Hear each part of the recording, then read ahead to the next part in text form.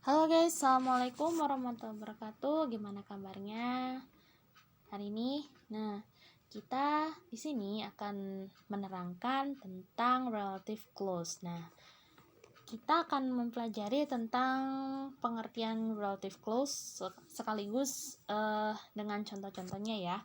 Nah, the first kita akan mulai ke relative clause. Nah, kayak gini ya. Nah, apa sih definisi dari sebuah relative clause atau definisi relative clause?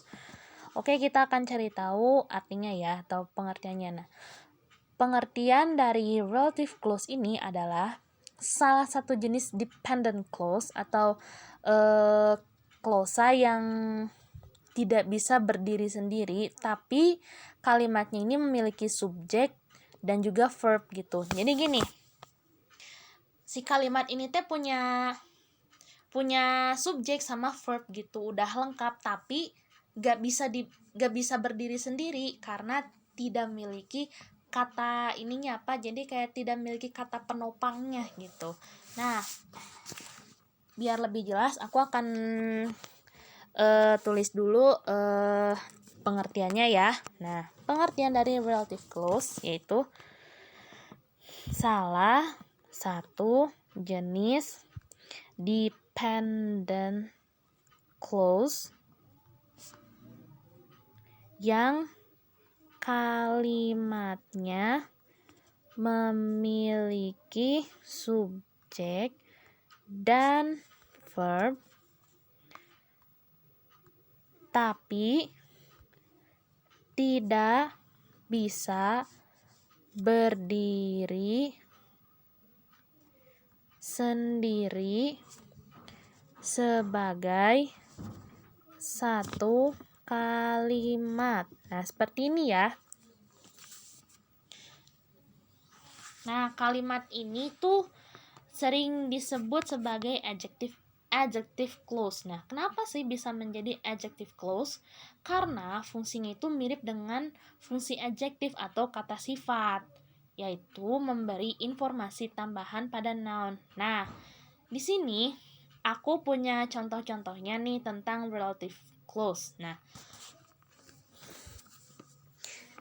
di sini aku akan tulis dulu contoh-contohnya ya. Nah, di sini ada dua jenis relative clause. Ada relative pronoun dan juga relative adverb. Nah, apa sih pengertian atau bedanya relative pronoun atau dan juga relative adverb?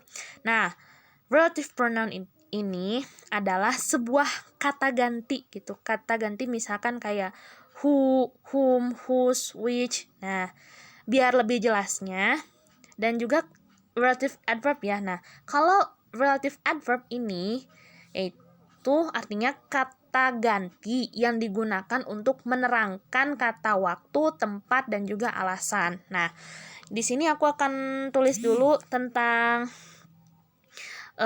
atau tulis dulu kalimat yang menggunakan relative pronoun. Nah, kita akan tulis dulu A ya di sini atau example.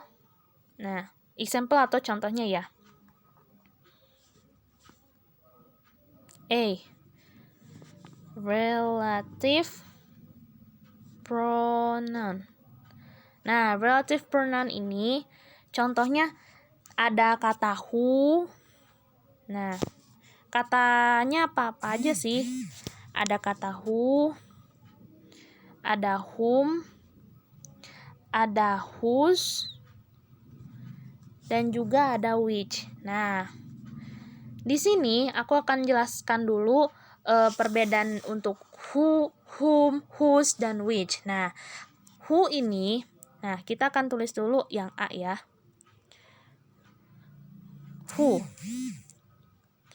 Who ini digunakan untuk menjelaskan orang yang dimaksud sebagai subjek. Nah, seperti ini ya, atau sebagai subjeknya ya. Nah, kayak gini. Nah, untuk contoh kalimatnya seperti ini. Contoh kalimat untuk who kayak gini nih bentuknya.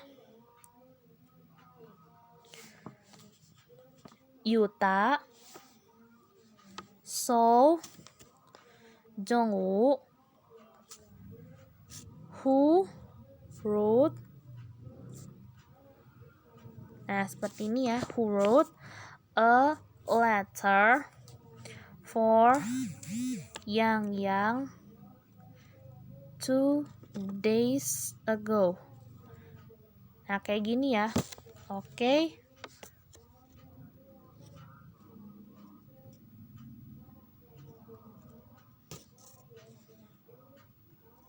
Nah, kayak gini ya. Ini artinya adalah Yuta melihat Jongwoo yang menulis surat untuk Yang 2 hari yang lalu. Nah, kayak gini ya. Oke. Kita akan tulis dulu ya, Mbi. Atau kita ini dulu, atau ini artinya dihapus saja. Oh, oke. Gue nggak akan ngapus ya. Nah, sekarang kita akan menuju ke whom. Nah, kalau whom ini digunakan untuk menjelaskan orang yang dimaksud sebagai objek. Nah, maksudnya menjelaskan orang yang dimaksud sebagai objek itu jadi orangnya itu diterangkan gitu. Maksudnya jadi orang itu jadi menjelaskan orang itu gitu maksudnya. Nah, untuk contoh kalimatnya seperti ini.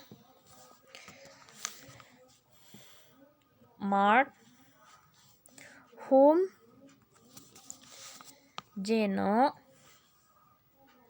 gave a box of pizza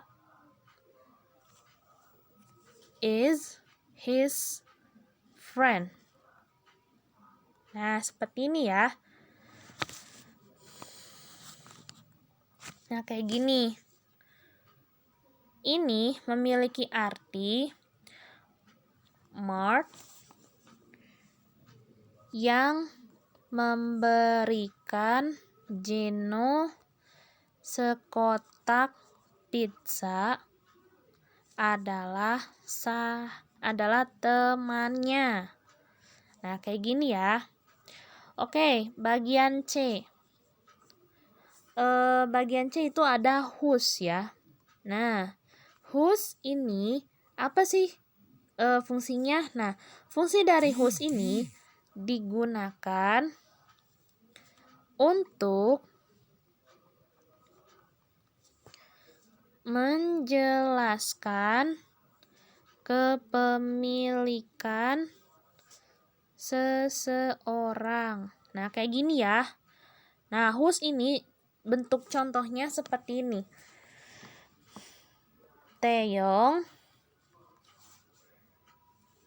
have a choreographer.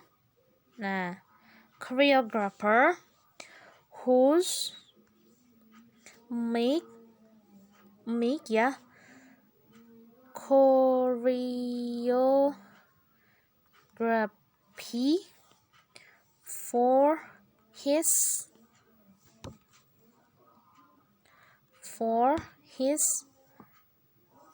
favorite singer Drake. Nah, kayak gini ya. Nah, ini artinya adalah Taeyong memiliki teman koreografi yang yang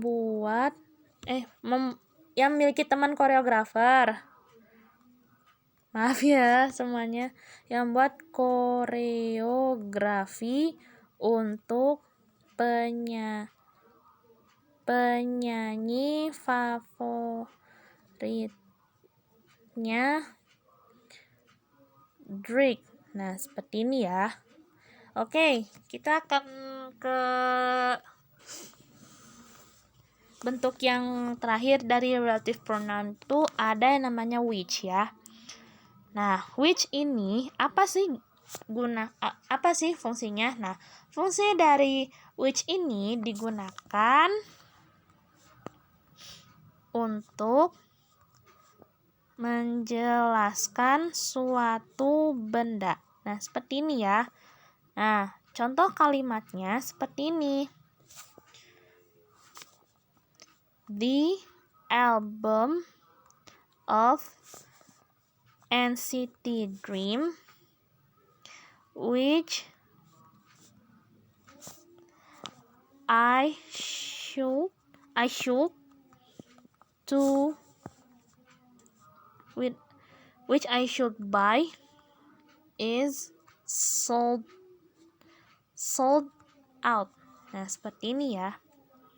Nah, ini artinya adalah album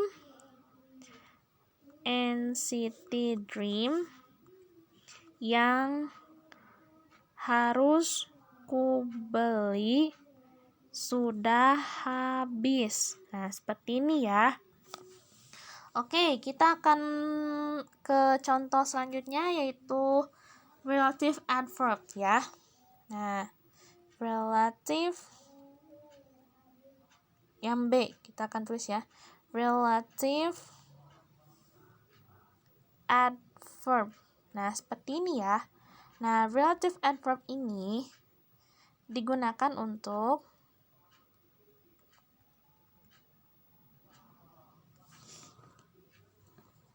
kata ganti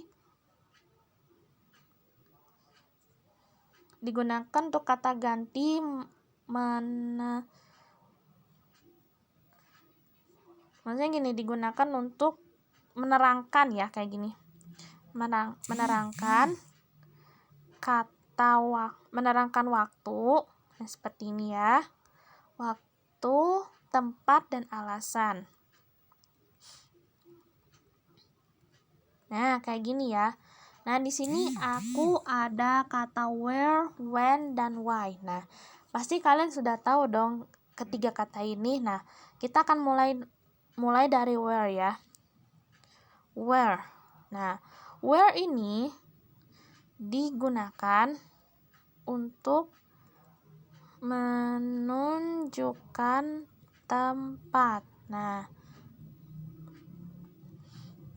ini contohnya ada yang namanya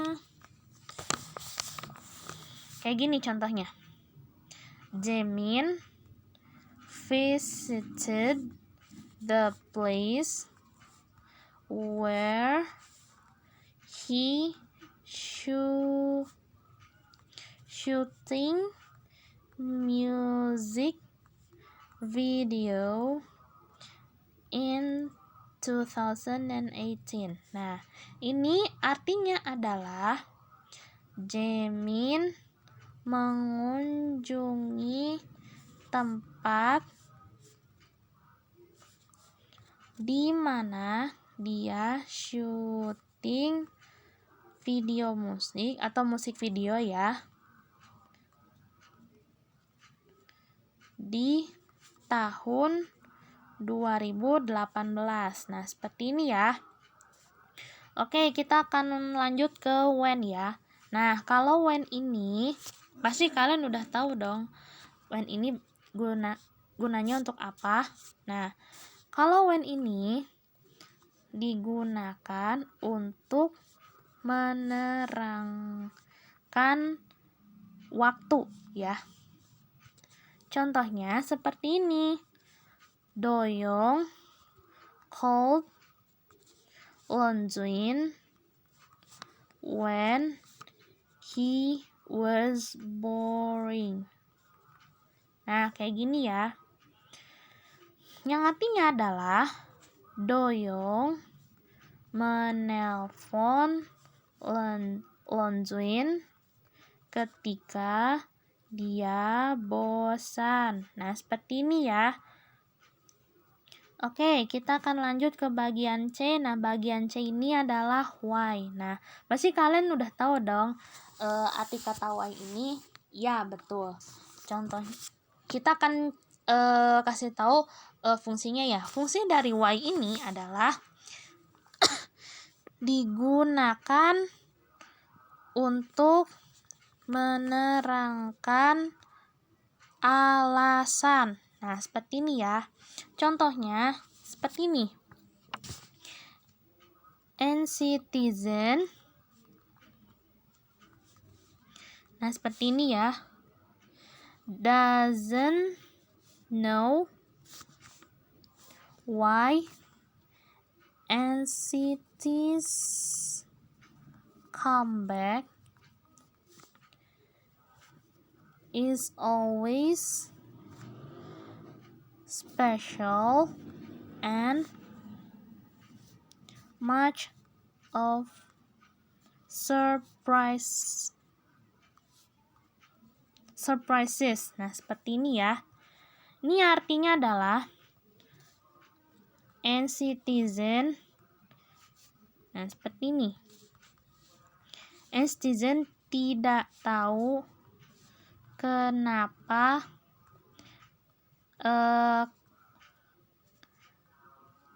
comeback atau kembalinya NCT,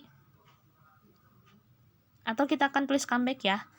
Comeback NCT selalu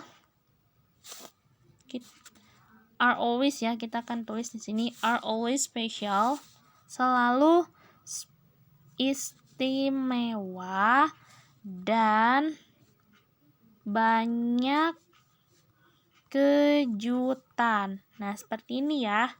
Oke. Mungkin sampai di sini dulu untuk penjelasan tentang relative clause. Mohon maaf bila ada kesalahan, dan jangan lupa untuk bantu perkembangan YouTube channel aku dengan cara subscribe, aktifkan lonceng notifikasinya, dan jangan lupa untuk like, share, dan komen supaya aku semakin semangat untuk membuat video pembelajaran bahasa yang baru dan menjadi yang pertama aku upload video yang baru. Oke. Thank you semuanya. Mohon maaf bila ada kesalahan. See you on the next lesson, and wassalamualaikum warahmatullahi wabarakatuh.